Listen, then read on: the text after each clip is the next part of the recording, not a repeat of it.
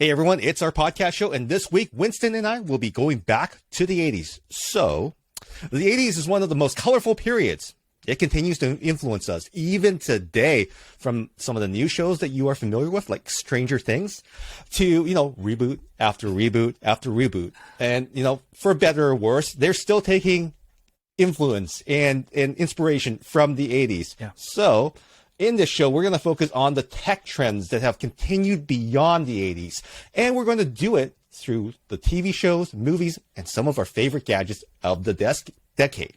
Winston, are you ready? Yep, I'm down for the 80s. Let's go. All right. So, by the way, it's our 11th episode, and we wanted to make sure that you, our audience, has a chance to get to know us better. And both of us made it out of the 80s alive. I say that because in the 80s, safety, as we know it, wasn't always top of mind. And I think we were both just a bike jump or a traffic accident away from oblivion, to be perfectly honest. So what was one of your clear memories of the 80s? Well, definitely BMXs. I mean, everybody had a BMX. I don't know about you guys in Canada, US, but like in UK, BMXs and skateboards. And we used to go out there, skateboards, BMXs, and like mentioned about the accidents. Some of the stuff we could just, we didn't have any helmets. We didn't have any elbow pads or knee pads or anything like that. So yeah, those are the things that I remember. Definitely, everybody got to get the latest BMXs or the skateboards. You can modify them. You could put stickers on them, also, so you make it your own. And TV shows, I mean, Doctor Who, and in the UK we had this TV show called The Spitting Image, and people think, what the hell is that? Well, I'm the same. Yeah. What is that? Well, back in the day, they had it was a way to view your opinions about politicians, and they had rubber puppets of politicians and celebrities, and every week they had a show on that, and they were just doing all that kind of weird it was funny. It was a fun show. Politicians back in the day was Margaret Thatcher, of course, the Iron Lady, and they had President Reagan, and it was the Cold War, wasn't it, at the time? So it was a way of expressing and putting out the kind of politics of the time for everybody to see, and it was in the 80s. So yeah, that was that. Okay. So we never got that show. So the only reason, and we talked about this off camera, is that Phil Collins, Genesis, actually had a music video. Yeah. And when I watched it in the 80s, I couldn't understand where these characters came from because there were so many of them. And I know that in music video land, you're not spending hundreds of thousands of dollars to create these things. So this is the same characters that were in that music video. Is that right? Yeah, that's right. Yeah, they had caricatures of those celebrities and politicians, and it was so fun. It was some of the stuff they come up with. Yeah, but wow. Yeah. Okay, so both you and I were restaurant brats, right? And of course, being that the restaurant life is tough, right? And I remember that throughout the 80s, my parents needed a babysitter, right? So the babysitter was the TV, right? And, for better or for worse, I turned out okay, I think. But, as you know, being the geek that I am, I was really into Transformers and Robotech. And I think that Optimus Prime was actually my TV dad. A lot of the things that he said resonated with me, being the leader with the voice and everything, and everyone would fall behind him and to glory and stuff like that. So that was a little bit of me. And of course, I did have a BMX bike. I wasn't a skateboarder, but, I definitely rode around on a skateboard infrequently because I didn't have that balance. But bikes were something that I was really into, BMX, especially that movie when it came out. It was called Rad. Do you remember that? Yeah, I believe there was a whole kind of 80s scene where the movies were about people on their BMXs and skateboards. That's right. And E.T. was one of them with the BMXs, remember? And but yeah, definitely, the BMXs was something that kids had, and they again modified the grips, the wheels, and that kind of the brakes. Everything was all about making the BMX your own. And I'm talking about the TV shows and cartoons and stuff like that. You mentioned Transformers. I remember Transformers, and it was a good TV show or cartoon. And when we were kids, we used to watch that a lot, and it was fun. It was a time where cartoons now, if you look at it, you have now cartoons with all 3D stuff, but back in the day it was all 2D, right? And hey, you know what? Yeah. My Little Pony is pretty good. It's good, solid storyline. Also a connection to Q on The Next Generation, because one of the characters is actually voiced by Q, the actor. Right. Yeah. Remember He-Man? I don't know if you watched He-Man. Yes. Master of the Universe, right? Yeah. I used to watch that as well. Ask me why if I watched that. And there was another cartoon show. I think it was Dungeons and Dragons. Dungeons and Dragons was a big show. Yep. It's also a video game that actually was one of the first CD-ROM video games that were out there. If you made the wrong move, you'd be dead, and people would spend hundreds of dollars trying to get through the entire game, which is ridiculous.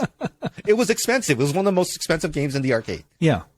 80s was a time of talking about the games and stuff in the arcades. We used to go to the arcades. I'm not sure about you, but we did, right? We have like loose change, that savings from pocket money. We call pocket money. I'm not sure if you guys call it pocket money. We don't call it pocket money. We call it allowance. Allowance. In the UK, we call it pocket money, right? So, but being Asian people, we don't get allowance. Oh, right. Just so you know, no allowance. We have to earn it. We have to earn it. We have to earn it, and then it would go back into the family because you earned your keep. That's right. That's so right. You really didn't have it. Yeah, we have to pay for our own Christmas presents and birthday presents. That's all we used to do, and we used to save up, buy our own presents. And some of the change that we had was pocket money. We would go down the arcades and we would just put money into all the 80s games in the arcades, and they were really class. That's before all the computers, have consoles and stuff like that. And it was fun. It was fun. But definitely now in the UK, go on. Did you actually like to reserve your space in line? We had a custom in our arcades where you would put your. I guess you have a different coin. It would probably be a pence or a. We call them. It was 10 pence. 10 pence. 10 pence. Okay, so we had a quarter.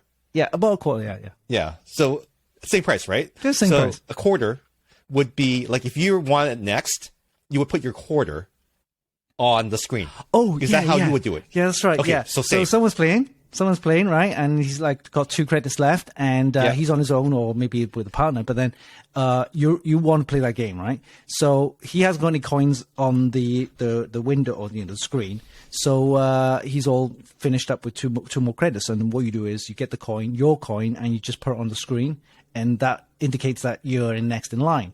Okay, so it is the universal greeting. It is telling you that we had a little code going on in the arcades. Okay. Yeah, universal code. Oh, but in the arcades, you never go on your own. You go with a group, right? Yeah, you go with a group, with a friend, never on your own. Because I know, even back in the day, you had the older kids, right? Yeah.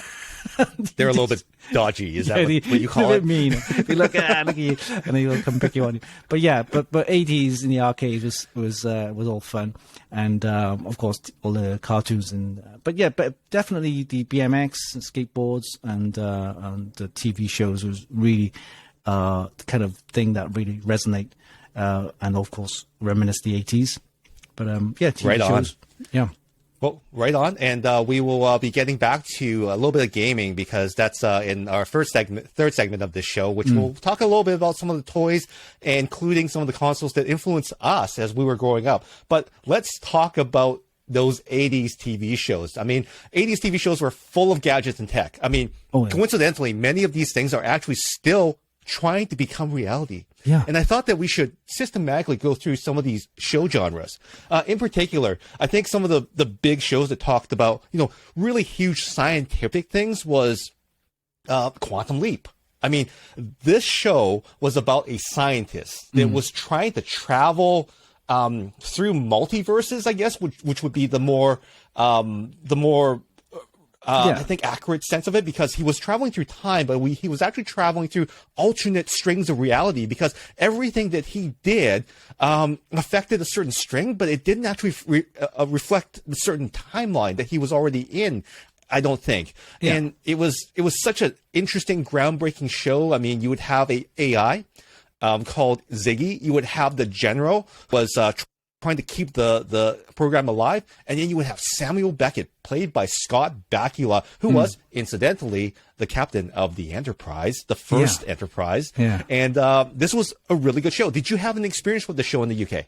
Oh yeah. We watched Quantum Leap. That was I really thought that was a good show. And you talked about multiverse. Think about it. It was back then already. The idea, the concept of multiverse, parallel universes was already in the 80s, and bring it forward like 40 years. You have MCU, multiverse, all that kind of stuff, right? But yeah, definitely 80s had a big impact on all of the films and shows nowadays. But yeah, Quantum Leap, they had. I used to watch that every week, and because we were about a week behind the US shows because they would release the shows in the US a week, and then a week after we would get the shows. So we were always like a week behind. But then yeah, definitely Quantum Leap was a good show, and I used to follow that up every week. Wow. So like coincidentally, as we were talking about reboots earlier on, they're rebooting the show. They're actually doing a continuation with actor Raymond Lee. Who is Asian American, and it's going to be filmed in Vancouver for the first pilot, which is really exciting because that's our backyard now, and it's the continuation of the adventures of Quantum Leap, where we know that Samuel Beckett disappeared. He came home and then he disappeared again. We don't know if he's still out there. We don't know if he made it home and this whole thing is still going on. We don't know. We don't have a lot of details, and I just want to reiterate that. Hopefully, by the time the show runs and we get to see what has happened, we're pleasantly surprised because I really love that show. I don't want the memory to be tarnished because every episode was so uplifting. It was like literally the positive big science show. Like, how did you feel about that? Yeah, it wasn't just a science show like Star Trek or anything like that, or any of the science big movies with the the sci-fi. It was almost like a family show. It had some sort of family kind of connection to it. It was all about the kind of everyday happenings of what people go through, families go through. There was I think it was one episode where he traveled back into time and he went into a black person's body, so he would experience racism and stuff like that, and then he would go into again another episode. He would be into a lady's into a body, and he would then experience all the discrimination against women and stuff like that. So it was a show where you touched on all of these topics, and back in the 80s it wasn't something that people recognize as much nowadays, where you have all these LGBT, and you have all the Black Lives Matter, stuff like that, and it was a show in the 80s which it brought a lot of these topics into kind of mainstream TV, but you really have to watch it to understand it. But yeah, it was good. It brought all these kind of topics in, and it really kind of that's what caught me up anyway on the Quantum Leap. I have to hand it to Scott Bakula. He was such a good actor in that show because as a person that's acting and trying to put trying to put himself in these situations, he was very respectful of all the characters. I mean, he even played a physically disabled person all the way to a mentally disabled person, and throughout all these interactions, I'm watching him like, you know what? This stuff's aging pretty well. I mean, he's very respectful. He's trying to understand. And I think that because of that, he's not only one of my favorite starship captains, but he's also, he seems like a really genuinely good dude, for trying to, put himself in these situations for real. Like, I mean, actors literally have to own the character before they can be that character. Right. So, mad props. And I hope that Raymond Lee, I hope that he brings the same sensitivity and also the same courage into some of these roles. I really want the show to succeed, but I don't know. Like, what are your thoughts? Like, I mean, we don't know a lot right now, but do you think they'll blow it? Prediction. It's difficult to say. I mean, how well what's some of the previous work that Raymond Lee has done? What kind of films? Well, that's the question mark. Like, he's like, to most people, he's an unknown quantity. Yeah, but maybe that's a good thing, right? He's a fresh face, right? Then he needs to kind of like really look into the history, because if the film or if the new series is going to be a kind of follow up on the Quantum Leap, then it's going to be about time travel back in the time, and also different universes. Yeah. And if he's going to be transported into a certain particular body or situation, then he needs to understand the timeline, the history of what's, if it was the 60s, then he really need to look into good old American 60s, kind of era. Yes. Or if he's going to be transformed back in the 80s, then he needs to go into like the 80s kind of hip hop era, or kind of, and also all the, the politics. So it really needs to kind of, I think the first couple of shows could be okay. Then he needs to grow. Yeah. He needs to grow into it. And I think that would help. Yeah. I'm willing to give it a shot. So let's just say that we're going to reserve judgment until the first few episodes. Fair? Yeah. Yeah. Of course. Okay. Of course. Cool.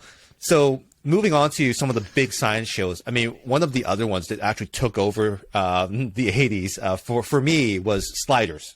Now, this is starring Jerry O'Connell, and he's discovered some way to break into multiverses where there is an infinite possibilities branching off. So in some of these timelines, they come from the same point, but they're the branches of all the decisions that were never taken. Yeah. So he slides around using this thing that looks like like an old StarTech brick phone. He opens it up and it opens a portal. And it's like there's a countdown timer that these portals cannot be forced. They have to open at a certain time. So they either hang out or they explore these different realities, right? And in some of these realities, it is brutal. Like they're taking, like for example, we know how in the US they love guns, right? Let's just pretend for a second that guns in the Wild West continued. So there was this episode where all your disputes, all your disagreements were a gunfight. Settled in a gunfight. Isn't that ridiculous? But you know what? In the U.S. of now, I think some people would prefer to settle their settlements in a gunfight, which is scary. It is scary. Have you seen the show? Was it a show in the UK at all? Talking about that, I did see some kind of episodes, but I wasn't a big fan, unfortunately. It's probably because the Sliders was more American, kind of West. Kind of, it was actually filmed in Vancouver. Oh, it was in Vancouver? All right, okay. It was filmed in Vancouver? Yeah. I think because back in the 80s, air travel wasn't a big thing, and also, people traveled, but it wasn't it was expensive to travel abroad. So we didn't have much connection, if you know what I mean, back then. Internet wasn't around. So we some of the shows had to kind of, I wouldn't say match, but had to come up to the UK's taste, people's, back in the 80s. And I think Sliders wasn't a show that we had, but I saw some episodes before that. Yeah. But, yeah, it didn't. I don't think it caught on internationally because this was a show that had a whole bunch of drama behind it. One of the British actors, I can't remember his name, but he plays Da Vinci in Voyager. On the holodeck. I can't remember his name, but he's got the beard and everything. He's a classically trained Shakespearean actor. You can tell. I can't remember his name. We'll get it in the comments. So make sure you chime in if we completely blew it up. I just can't remember his name, but he's brilliant and he was such a good actor. He was just concerned. He brought up a concern that his character was being not utilized because he wanted a bigger part. And then Jerry O'Connell being the young guy, I don't think they have any bad blood, but and then the writers and there were so many disputes. It just ruined the show for a lot of people. And then they even changed the entire cast out. Like Jerry O'Connell wasn't in the last couple seasons, which was weird. His brother was, so it's really odd, but. That was another show that kind of stuck with me because so close to home, had this kind of homey kind of feel to it. I wish you had a chance to really see more of it. But unfortunately it was a tragic show. And I don't know if they're looking at rebooting something like this, but if they do, I'd watch again. I think it deserved the second chance. The concept was really, really solid. Yeah.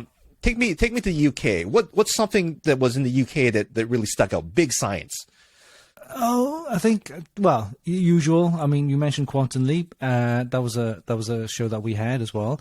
And some of the science big tech shows, I think mostly just the big ones, Star Trek and usual that kind of stuff. But Buck Rogers and and all that kind of stuff. Battlestar Galactica and all that kind of. We'll talk about that in a sec. But yeah, those just some of the main popular shows that we had.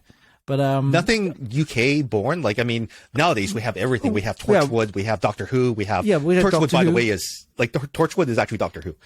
Yeah. It was really weird for me to find that out. But like, was there anything back then that was like like it really stood out to you? Like, yeah, but definitely, in the UK we had Doctor Who. So Doctor Who was a big show, and we had like because we had like Doctor Who, and even in the toy stores we had these replicas of Daleks, those are scary buggers. Like, I remember watching that show, so that was an international audience. Like, but I don't remember a lot of sci-fi in the UK. Do you? Is there a reason for that? We didn't get much. Again, most of the sci-fi we had was imported from the US. Okay. Again, Canadian. And you mentioned in Vancouver, there's a big film kind of industry in Vancouver. And right around the corner where I'm staying is Steveston, where you do a lot of the filming there, right? That's right. So again, it's some of the stuff that we watched was mostly again US stuff that we got imported. Okay. But we didn't have much Doctor Who. Homegrown, just Doctor Who really. I can think of. Okay.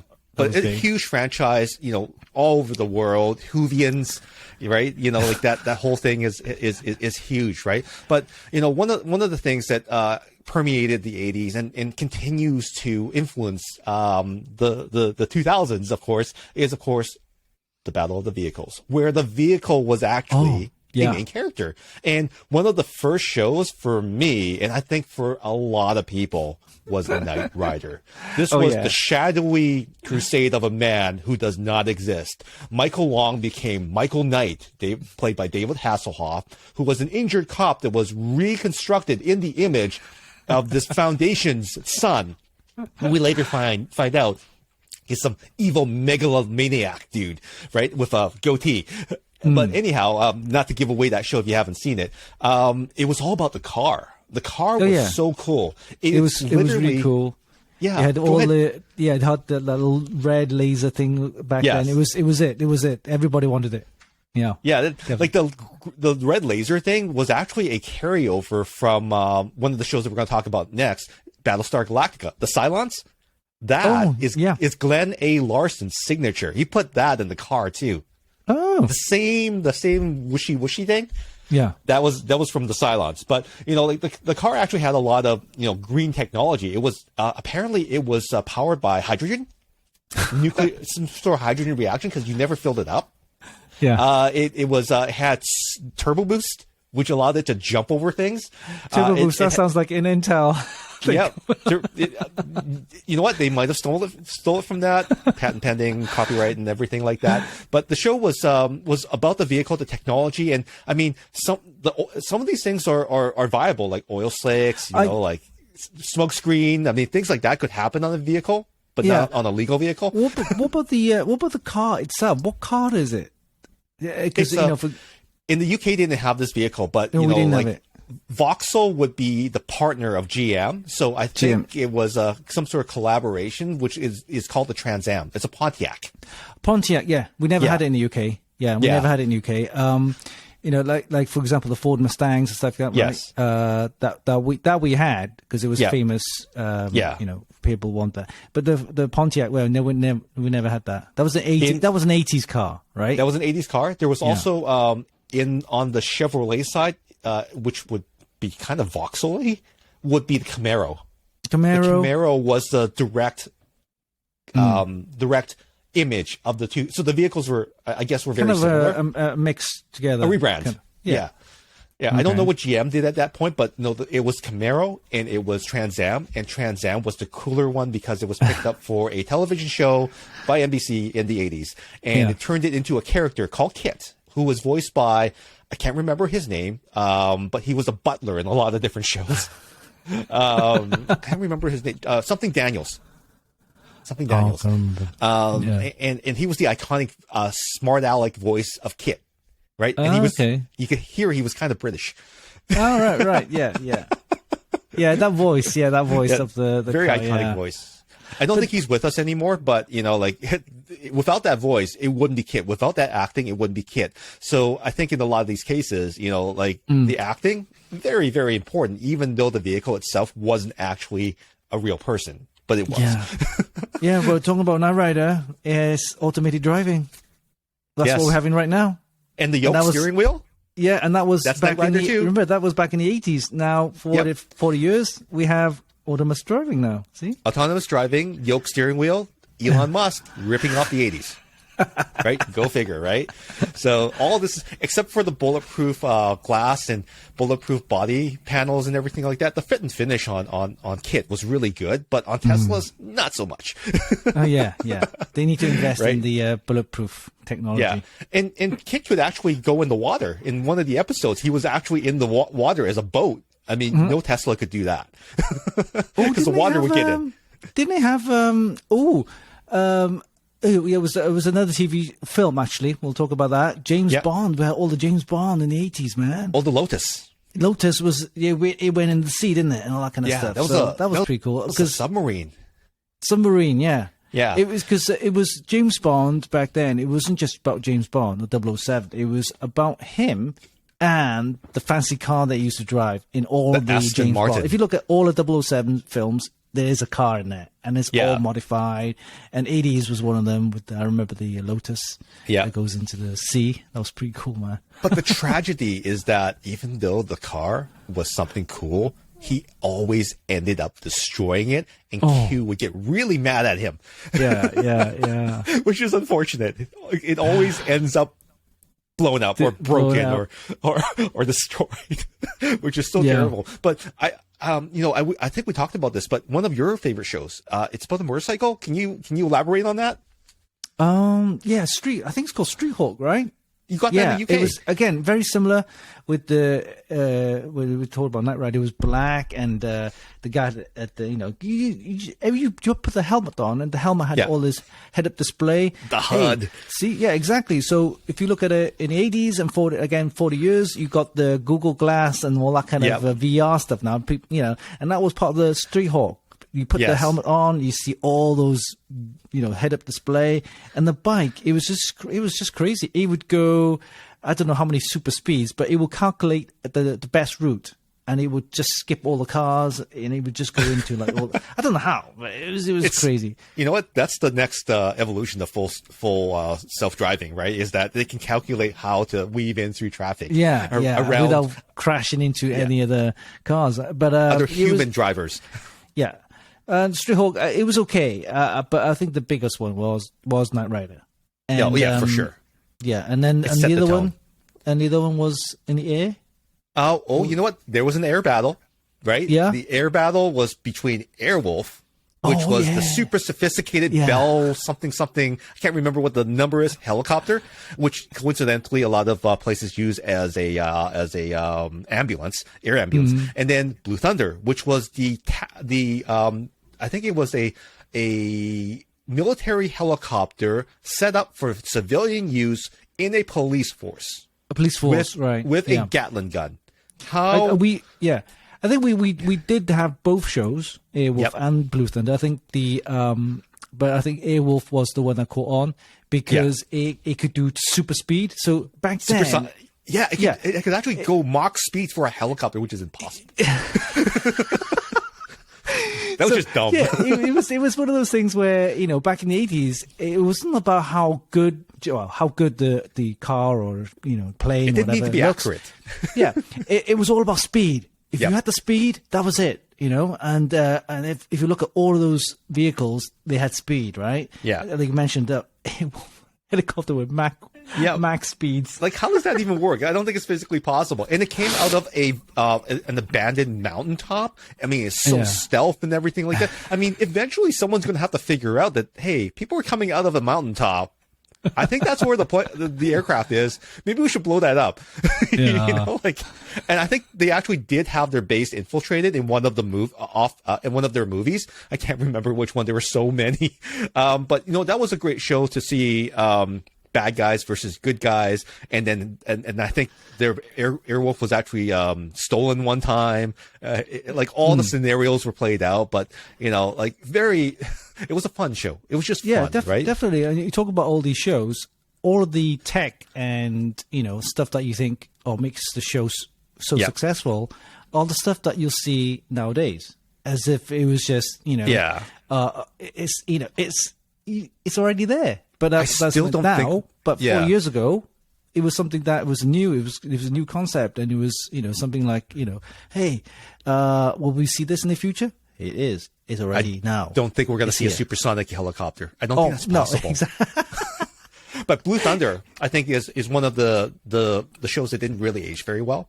Because imagine if a police force had a military grade helicopter, right?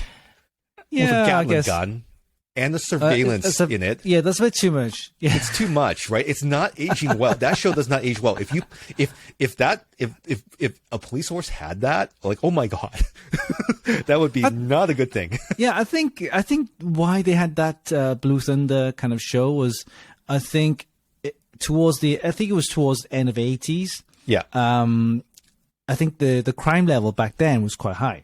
Yeah. And especially in big cities like Chicago, LA, New York, and stuff like that. So they had a show for the kids that I suppose, I wouldn't say make them feel safe, but hey, you're gonna have like these helicopters with machine guns, Gatling guns, and we're gonna come and protect you. You feel like bad guys, bad guy's gonna die, and that's what you feel when you were kids in the 80s, and you think all this crime happening around.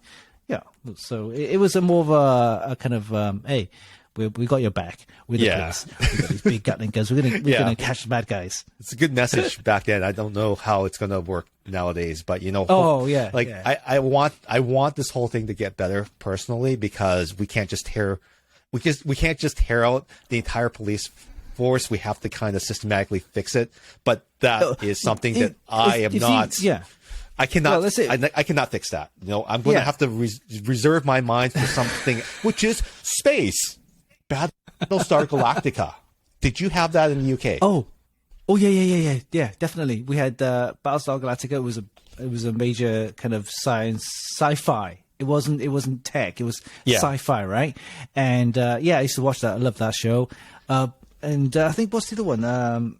Buck Rogers, wasn't it? Buck Rogers in the 20th. I can't remember which century he was in, but he was a spaceman lost in time, which is something that has been done multiple times. But Buck Rogers was actually the more famous one. It was actually, I think, it was a reboot of something that happened earlier on in decades before, but like the way that they did it, I thought was very stylistic of the 80s and like the early part of the 70s, where they had the glitter, the gold, the glitter, the scantily clad women, which were acceptable at the time. I mean, it was definitely a sign of the 80s, and I think that between Battlestar Galactica and Buck Rogers, at least one of them was more scientifically sound. Battlestar Galactica, I think that as a species, they were running from a bigger threat, which was the Cylons, the technological threat. And they had some Baltar, which was that guy that, the traitor, right? At some point in the future, maybe the Earth will be given away by some crooked politician to some alien race, and we'll have to go out into the stars. Who knows, right? I mean, the show itself, the premise of it was that they ran away from Earth first, and all the slaves were left behind. And now they're trying to get back home. So how likely is that scenario where a race of humans in the past took off from the pyramids, went into space, and now are on their way home? Right? Is that so hard to imagine being possible? Well, it wasn't at the 80s show. It was more of a 90s show. What's that one with the bald guy, and it was in the pyramids? Oh, Stargate. It was some Stargate. Kind of that's definitely a 90s show, and maybe we need to do a 90s decade show for sure.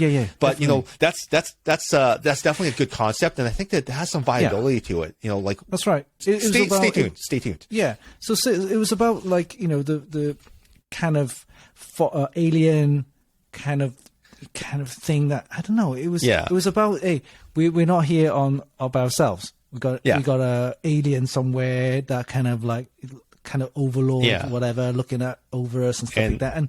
And like you mentioned, the Battlestar Galactica, it was all about, hey, we got an alien threat that we need to kind of, try to neutralize or kind of escape, whatever. And it was fun. And it was a fun show to watch. And Buck Rogers, it was. That was just fun. Robot, like, I didn't take anything seriously in that show. I mean, that robot was just like, oh my God, he's so annoying.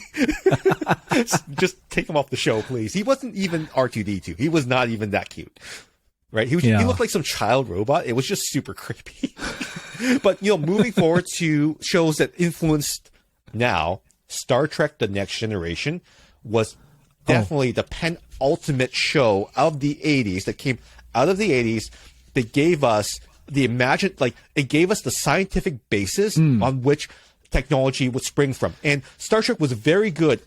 All the shows were very good at consulting scientists to kind of give some viability to warp travel, and antimatter conversion, transporters, all of these concepts, like even the tablets and everything like that. That was in the 80s before the iPad even became a thing, right? Yeah. And you're a huge Trekkie. Like, what are your feelings about that show, and how do you feel that that's going to continue to drive our innovation for the next while? I love Star Trek. That's it. I'm a Star Trek fan, a big Star Trek fan, and the reason why, because I love the TV shows. Again, it was talking about not just sci-fi, but it had some sort of family element there as well, and it would talk about instead of like this day and age kind of real life situations, it would talk about the future, and even then it had similar day-to-day kind of real life situations, and they had to deal with that as well, emotional and of course kind of psychological, but everything it was all in the show. And the tech, the tech about it was so easy to understand. If you look at all the other tech shows or sci-fi shows, it's sci-fi, right? Because you had these wormholes, black holes, whatever.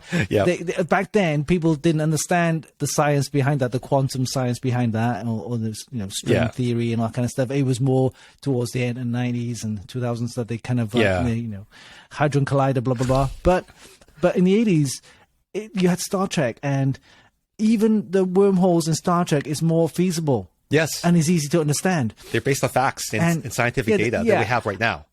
That's right. And talking about like stuff like warp drive is faster than light travel. Yes. And if you look at the Star Trek, it tells you the progression of how it gone into warp drive. Yeah. It had all the timelines in there as well. So when you see some of the shows out there, different timelines, different universes, and that, it's all mix and match. It wasn't kind of continuous. But if you look at Star Trek's timeline, it's continuous. You can actually follow back from way back, William Shatner days, the 70s, 60s. There's shows. canon. And then that's right. And then you go into the 80s with Patrick Stewart, the bald one. Yeah, the bald one. The other bald one. And then you move on to the 90s, you have all the other Voyager. Yeah.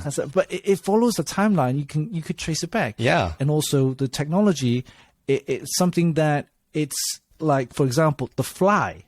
Yes. That's another 80s film. Yep. About transporter, that kind of... Transporters going wrong. And we'll be talking a little bit more about that in the movie section, because that's a very, very scary show.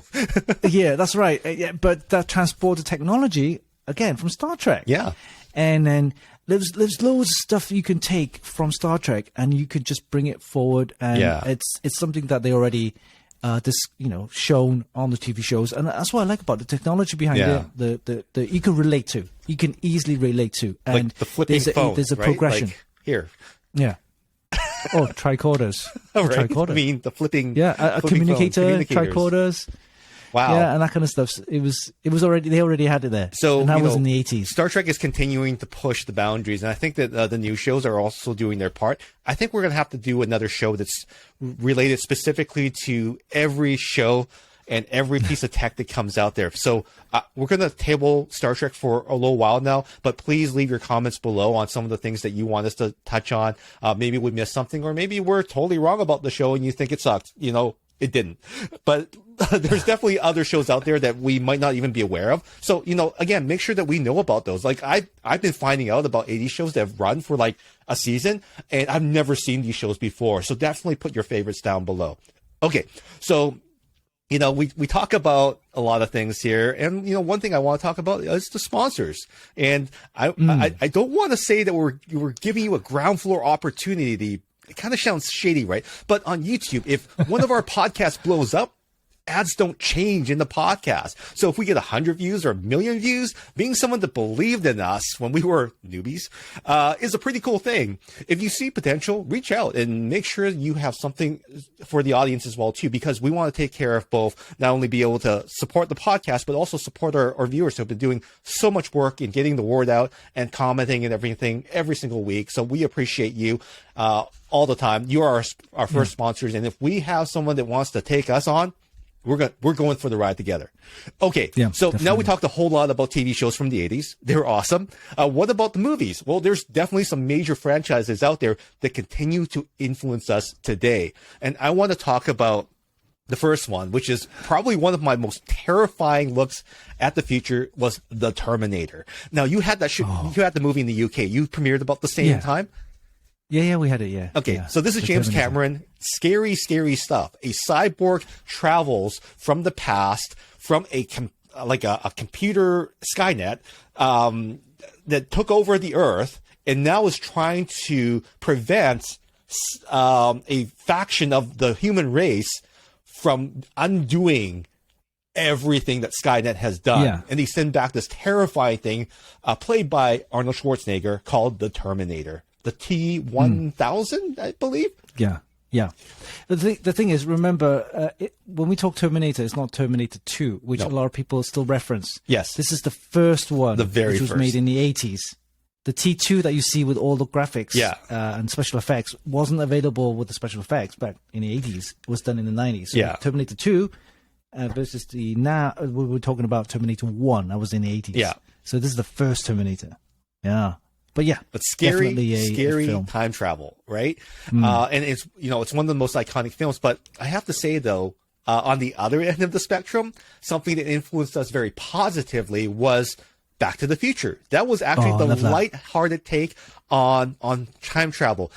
Doc Brown and Marty McFly, they're friends, right? And one of the things that Doc Brown likes to do is tinker. He's an inventor, and he created a time machine in a freaking DeLorean. Yeah. And after that, I paraphrase what Michael J. Fox said in that particular scene. But man, the DeLorean is like one of the characters in this entire movie throughout. Oh yeah, it's so iconic. It's so iconic. It's not. It doesn't talk, but it's there. It's a constant, right? The car, yeah. I mean, even didn't they say they're going to build a new version of that? That's right. Be releasing an electric car. The DMC, the DeLorean Motor Company, has been rebooted, and they're going to be putting out a limited edition. Well, everything's limited when you're talking about pre-orders. Limited edition electric version of the DeLorean. It's been reinvented. It looks sleeker than ever, and because it's electric, it will start no problem. And it will get up to 88 miles per hour, just like that.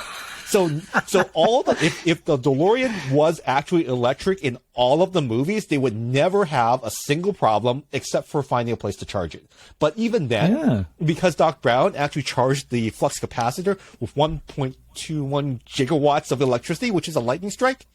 Hey, totally viable, right? And then they had Mr. Fusion, which was this thing that they put on the DeLorean in Back to the Future 2. No, 2, yeah. And that created, and this is more Star Trek, right? It's doing a antimatter conversion into electricity to power the vehicle and the hover conversion, which is exciting.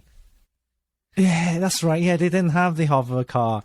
It was in the number 2. That's right. Came up with the hover car, right? But yeah, the first one was so iconic. I love that film. It brought some of the the 60s, the 70s, the 50s timeline, and we kind of, when we were kids bring up on the 80s, we didn't see what growing up was like in the 50s. Yeah. Right? And our parents would, but then it was a time where we could look back how the 50s was, the life in the 50s was like, and you had all the usual high school, this, that, and the other, and the bullies. Yeah. But it was a little window we could look back, and it was still, it was great. It was when we moved to the future, Yeah. then you had all the 80s, the rock, Yeah. that kind of stuff, and you could see the contrast. The was one scene where he had a Walkman. Yes. And he had to play as if he was an alien in a hazmat suit. In the McFly is his dad.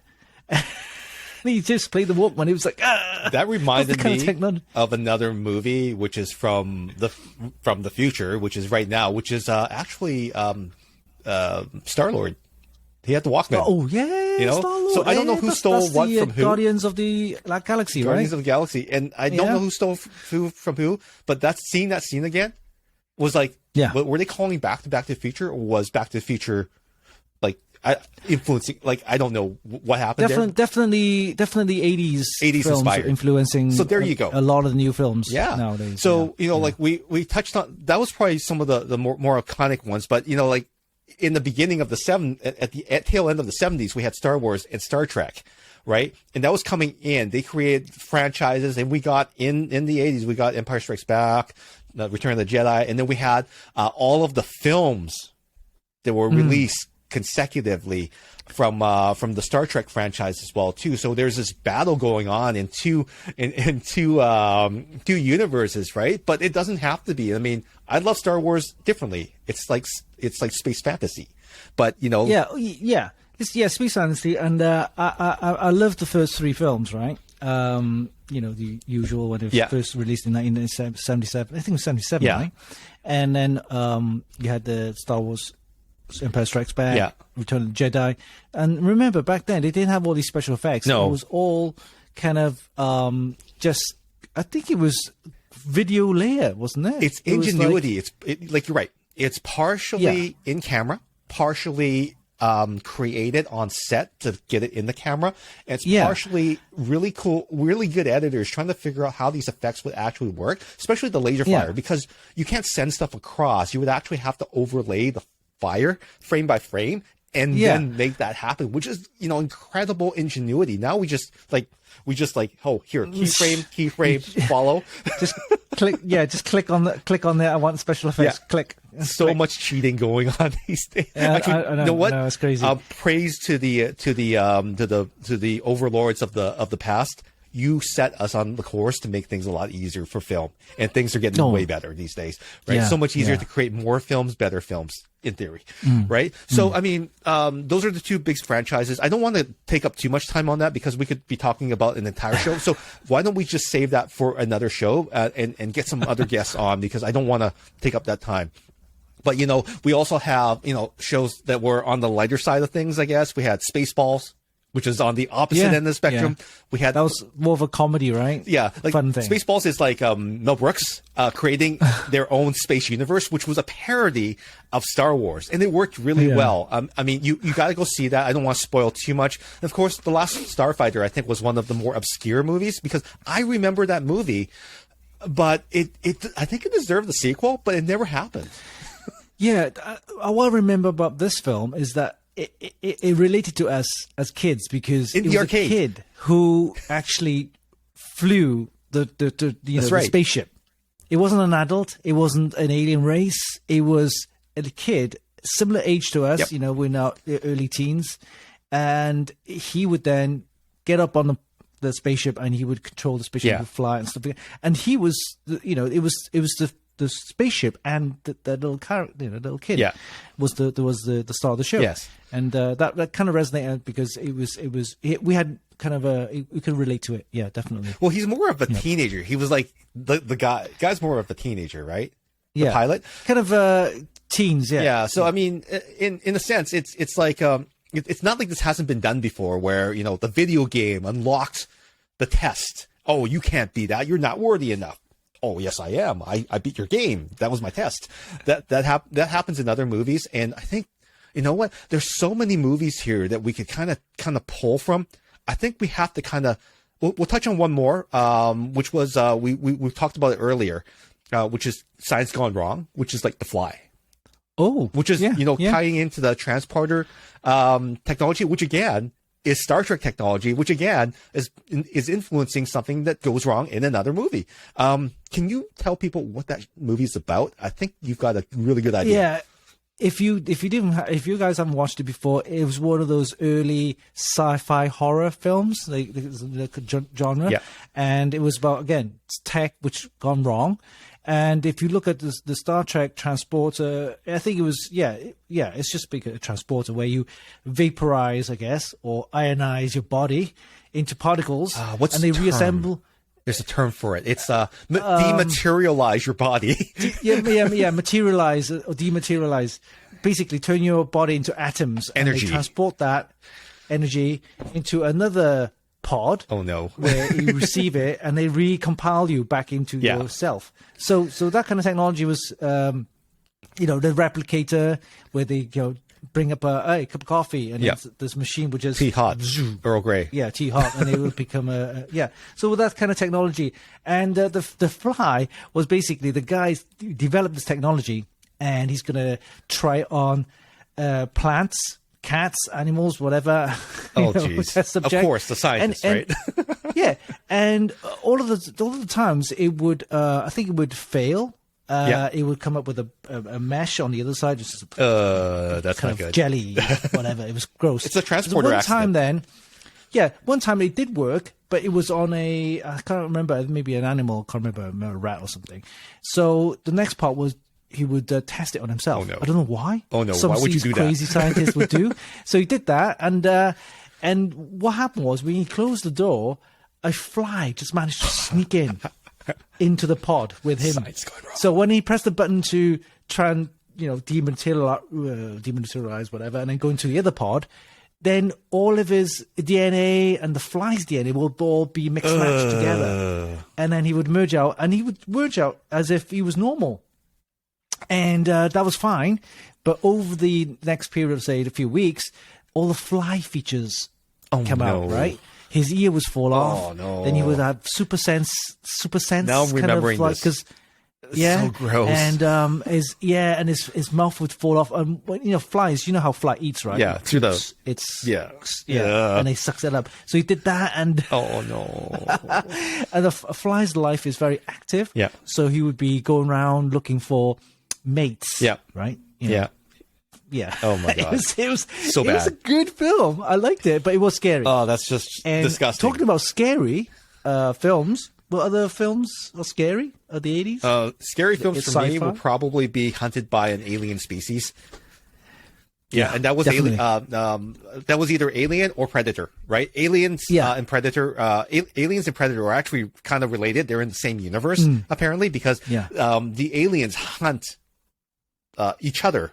Right? Predators hunt aliens, aliens hunt predators. They're like natural enemies, right? And this whole universe started with Sigourney Weaver in the 80s, where she's on a freaking spaceship and she's going to some outpost somewhere, and hey, everyone's dead. Oh, let's go look around. Oh, look, we found these things. Oh no, they're terrible. Oh, guess what? The face hugger thing came from that. That's scary. That's scary. And also, Aliens is, again, another massive following. People would, big fans of Aliens. They're hard Alien fans. I mean, oh my god! If you look at the Alien 2, and then I don't know about 3. 3 was okay. Yeah. But definitely Alien 2, and the first Alien was definitely that was defining the genre right there. Yeah. Right. That was the one to kind of watch and get you hooked. Yeah. Because they mixed the sci-fi. Because we think about sci-fi back then, during the 70s, 80s, it was, again, very family orientated. It was fun. It was it was a science kind of thing. It's like a science project. Right? It was fun to watch. But then they mixed science with horror. And that's how you got the aliens, how you got the Fly, and then a Predator. is the guy with technology, you know, and he go around hunting people and skin them alive and stuff. It was fun. It was all these. Remember, Star Trek was family, probably rated, I don't know, PG or less, yeah. And then you got these sci-fi horrors, which are 18 R, NC-17, rated R. Oh, so bad. Yeah, it was. And when you were kids in the 15, 16, you would want to watch that. Of course, because hey, of course, I don't care. I want to watch an adult film. Well, but yeah, it was definitely depending on how you all feel about what we've talked about here. I think this deserves another show on its own, maybe more focused on certain aspects of it. So let us know in the comments if this is something that you really, really want us to do, because I'm having a lot of fun talking about this and I don't want to cut this short. But anyhow, I will cut this short because it has been an amazing decade for movies, and there's so much tech and sci-fi here that has continued to carry on, as we've highlighted, right? And you know, like, we just want to keep telling the world about this stuff. So, you know, again, if you want an 80s movie show, definitely let us know. Okay, we're moving on here. And, you know, one of the things that keeps a show like this going long term is got to be the sponsors. So I've always wanted to do a cheesy sponsor read from an 80s style, you know, like lots of neon and everything. So if you want to be one of our first sponsors to get 100 views and then maybe 1 million as we take off, definitely pop us a note. It's our podcast at gmail.com. It's our podcast show at gmail.com. And we'll have that also in the description below. Okay, let's talk about the 80s tech that we had access to. And I got to tell you, it was literally nothing like the tech in Star Trek, nothing like the tech in any of these shows. I think we were just too early, but there were some things that we actually bought ourselves. What was the first piece of tech that you bought for yourself with your own money? Oh, well, if you talk about computers back then, it would be, I think, Commodore 64. So you bought one for yourself? So, yeah, it was because we had 5 siblings, right? So you pulled your money together, right? Our parents said, okay, you guys can share this. So that's nice. Yeah. That's what we bought. Commodore 64. But for my own personal money to buy, I bought Walkman, because that's kind of the thing to have. The Star-Lord thing. And that was really iconic back in the 80s. So those are the first things that I remember back in the 80s at Commodore 64. Because the Commodore 64, I didn't choose, because my brother was older. I had an older brother, so he was like 2 or 3 years older than me. So he was the one that picked Commodore 64, because a few years earlier, there was also Commodore VIC-20. And that was, again, the more affordable computer that people had. But the power and the chip, that it was really, really poor. So that's why he managed to get the Commodore 64. It was a bigger machine, more expensive.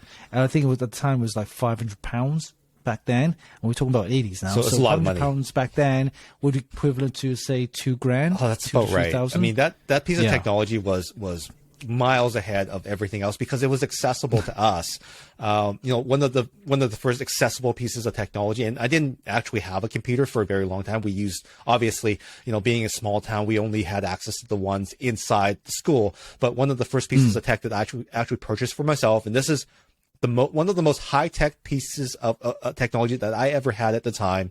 It was a Panasonic Walkman. It had like the better earphones that went into your ears.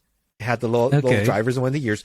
Awesome bass. It had an equalizer on it. It had auto reverse, and it was a Panasonic. It wasn't a Sony, because Sony was kind of the leader. And, you know, like, it was awesome. Panasonic was awesome during the 80s. 80 Canadian. That was a lot of money for a kid. But I worked in the restaurant every single weekend. I got $10 to wash dishes. It was great. So I had the money. But this is what I chose to buy. And, you know, you had your mixtapes and everything like that. It was really a really fun product. You make your own mixtapes. And you mentioned that auto reverse. Yeah. And people who don't understand what it is, you know, back in the day where you didn't have auto reverse, you have to put the cassette on one side. Pull it out and flip it around. You play. And then the tape would stop. Yes. The cassette tape, because it wound to the end. That's right. So you had to eject it out and pull it out, reverse the other tape back into the slot, and then play again. So you had to do the twice, right? Sometimes it messes up too. So you wreck the tape if you flip it wrong. Yeah, and with the auto reverse is that you don't have to take it out, it would auto reverse play back. It was amazing. It So that was it had two, like if you look inside, it had two heads that flipped. Like, it would move over and one would take over. Yeah, that's right. It was so advanced, and I broke it obviously, of course, because I was riding my bike and I hit. I think I hit something. I think it dropped off my belt clip or something like that. But definitely one of the things that I treasure the most. Wow, you know what? We're running out of time. There's so much 80s tech. Tell us in the comments. Do you want an 80s tech show? Like straight up 80s tech? Let us know. And tell us some of the things that really impacted you in the 80s. I mean, I had my Walkman. You had your Walkman. But was there something else that we're missing? Maybe it was the JVC VCR with the big, Lego buttons. Let us know in the comments. I think we definitely deserve another show that walks through all of the highlights of the technology that we can get in the 80s, even though, of course, the shows that we were watching were way advanced. Yeah, way advanced. Oh, it was. Yeah, I mean, so if you look at the 80s tech, it was just on the brink of exploding, right? And it was something that early innovation was done in the 80s. And they think about the it, ideas for the 40 years, right? The ideas were out there, but it was expensive. And then I think it was towards the end of the 80s when we had CDs, and then we had CD-ROMs in the 90s, and then DVDs in the 2000s. It all spawned from the early development of technology back in the 80s. And that is something that people don't realize, that, hey, we did have those type of technologies back then, but it wasn't popular. It was expensive, and it only became mainstream. Then it became more popular and cheaper to produce. Our smartphones, we owe everything to the cellular technology created by Motorola and other innovators in that time, because things like the iPhone wouldn't exist unless someone went out there and said, hey, we want to create this huge honking phone that only sits in your car. And guess what? If you take it out of your car, you only have 20 minutes of battery life. Go. So clearly, there was a market for it, and people it's like electric cars today. Everyone's like, oh, you have to charge your car 20 minutes. I can go into a gas station after waiting 20 minutes in line at Costco to fill my car up in 3 minutes. Yeah. Do you have seen the prices of gas lately? Oh my God. Well, what an era. And, I hope this gives you, our viewers and listeners, a little bit more insight into who these two guys are, me and Winston, right? But before we leave the 80s, what are some of your closing thoughts on the 80s, Winston? For me, 80s is where we grew up, and I always treasure it because it was so fun to live during that era. A kind of like it was an era of exploration, right? Yes. And we were young kids, we were teens, and the music, the culture, the movies, the TV shows, it all kind of, and the early tech of the 80s, it was all those are the things that actually make me who I am now. Yes, most definitely. And and if you live in the 80s, you'll understand some of the stuff that's happening now, and also you have a better understanding of what's going on. If you brought some kid up right now who's just born in 2000, he's 22, right? He's born in 2000. If you mention all this kind of stuff back in the 80s and 90s, he wouldn't understand what's going on. That's right. And the good example would be that little icon where you click on save. Yeah. It's actually a floppy disk. It's a floppy. You're right. And people don't understand what the hell is that? Disk? And why does the save button look like the floppy disk? That's all back in the 80s, and they brought that kind of stuff into now, and there's history behind it, and that's what I like about the 80s, and especially when you were kids growing up in the 80s. It's fantastic. It's a fantastic time for me. Yeah. Well, we're both kids of the 80s. We're actually the last generation of children to understand both the past and also bridge the future. I think they call us Xennials, where we're kind of bridging the 80s and the 70s, but we remember the past, but we're full on into the future. So, are we called Generation X? I think we're Xennials. Xennials? Yeah, it's the in between. It's the in between. They made a new term for. I don't understand. A new term. Yeah. Okay. Go baby bloomers. Then you got the. Then we got the Xennials, right. the small group that can program a VCR but can also use their smartphone. Because we understand. But, as you can tell, we would love to do another 80s show for you. So please let us know, what part of the 80s do you want us to cover? or listening, there's hopefully that me and Winston can handle all your mountains of comments, and we'll be in there talking to you, and hope we can connect on a deeper level. But we'll have to put this era in cold storage until the next show. But if you want to keep up with us in the present, you can find me on Twitter at Stephen Fung, or on Instagram at Stephen Fung as well. How about you, Winston? Same here. You can find me on Twitter at Winston Chim, and also on Instagram at Winston Chim. Again, my socials are nothing to do with tech. It's more my personal stuff, food, fashion, and anything that's in between. But definitely you can reach me out on those. All right. And like Jeremy Clarkson would say, and on that final note, it's time for us to end. We'll see you in the present. Peace. Bye.